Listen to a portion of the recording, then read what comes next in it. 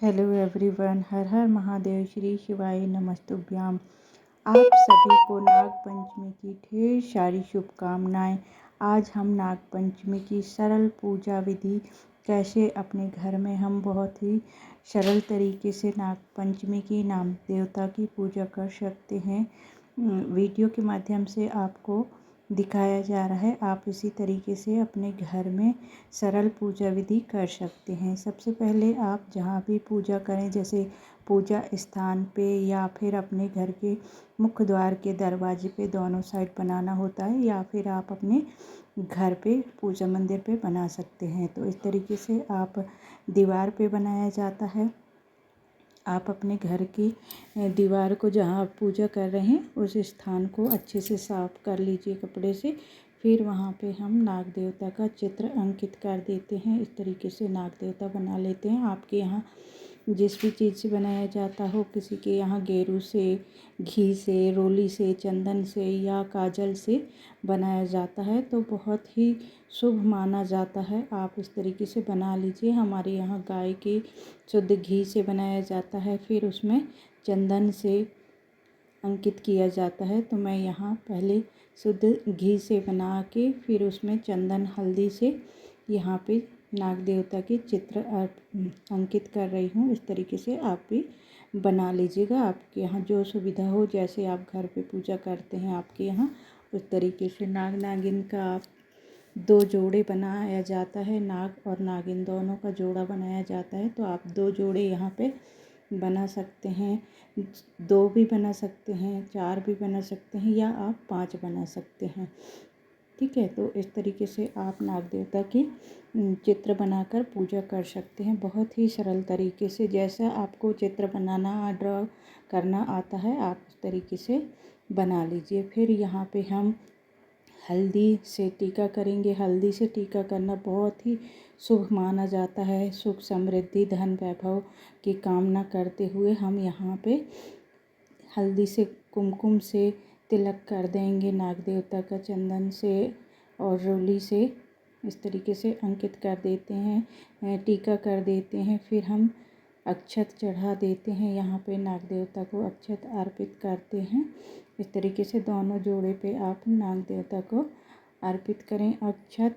फिर आप यहाँ पे वस्त्र स्वरूप आपके पास जो भी हो, रोली मोली, आप यहाँ पे नाग देवता को वस्त्र स्वरूप अर्पित कर सकते हैं। तो यहाँ पे हम रोली में अर्पित कर रहे, मौली धागा है, मौली धागा को यहाँ पे नाग देवता को वस्त्र स्वरूप में अर्पित कर दी हूँ। इस तरीके से आप भी कर लीजिएगा।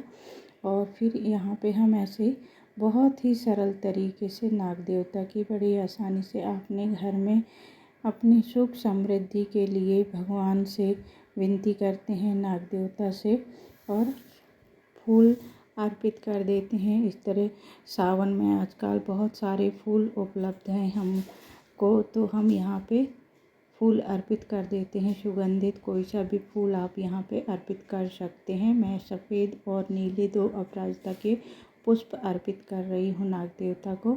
इस तरीके से हम पुष्प अर्पित कर देते हैं, अक्षत अर्पित कर देते हैं नाग देवता को।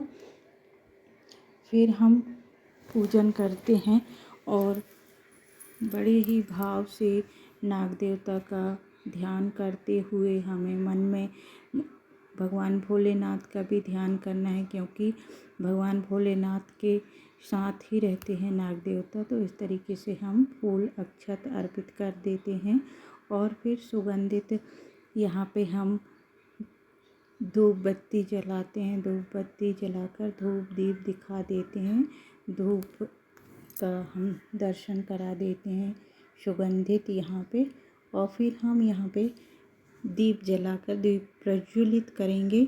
दीप के लिए हम स्थान देंगे, दीप से आरती कर लेंगे और थोड़े से फूल और अक्षत रख के हम यहाँ पे दीप देव को स्थापित कर देते हैं। इस तरीके से भगवान की हम बड़े, उसके बाद हमारे पास अगर इत्र है तो हम इत्र सुगंधित यहाँ पे अर्पित कर देते हैं।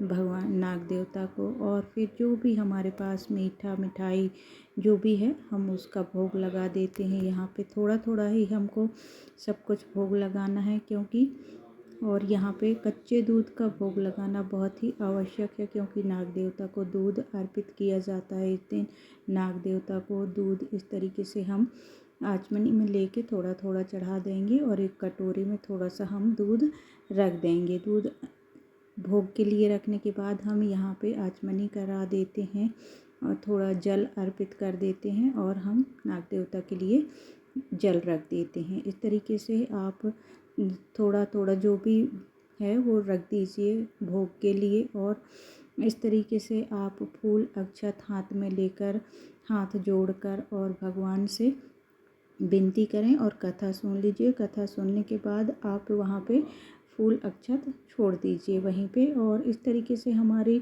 पूजा हो जाती है संपन्न। फिर हम कुछ दक्षिणा रख देते हैं। यहाँ दक्षिणा हमें किसी गरीब को दान करना है या फिर मंदिर में जाकर आप पुजारी को दान कर सकते हैं। और इस तरीके से हम बहुत ही सरल तरीके से पूजा विधि कर सकते हैं नाग देवता की। और जब हमारा दीप शांत हो जाता है तो उसके बाद हमें ये सारी सामग्री उठाकर किसी गमले में या क्यारे में डाल देना है। और जो भोग में दूध मीठा मिठाई हम रखे हैं उसको हमें भी किनारे में डाल देना है या विसर्जन कर देना है, क्योंकि हमें नाग देवता को जो भी भोग अर्पित किए हैं उसका हमें प्रसाद नहीं ग्रहण करना है। सारी चीज़ें हमें विसर्जन करना होता है। तो इस तरीके से मैंने आपको विसर्जन की विधि भी बता दी कि कैसे हम पूजन करने के बाद उस सामग्री का क्या करें। तो इस तरीके से आप सरल पूजा विधि कर सकते हैं। और जानकारी अच्छी लगी हो, वीडियो अच्छा लगा हो तो लाइक कीजिए, कमेंट कीजिए एंड शेयर सब्सक्राइब ज़रूर कीजिएगा, ताकि आपको पूजा पाठ व्रत त्यौहार की ऐसी ही जानकारी के लिए मेरे चैनल पे आप देख सकते हैं। चैनल को सब्सक्राइब ज़रूर कीजिएगा। इस तरीके से आप सरल पूजा विधि अपने घर में कर सकते हैं।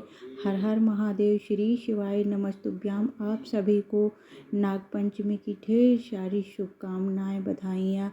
हर हर महादेव, श्री शिवाय नमस्तुभ्याम। मिलते हैं नेक्स्ट वीडियो नेक्स्ट जानकारी के लिए।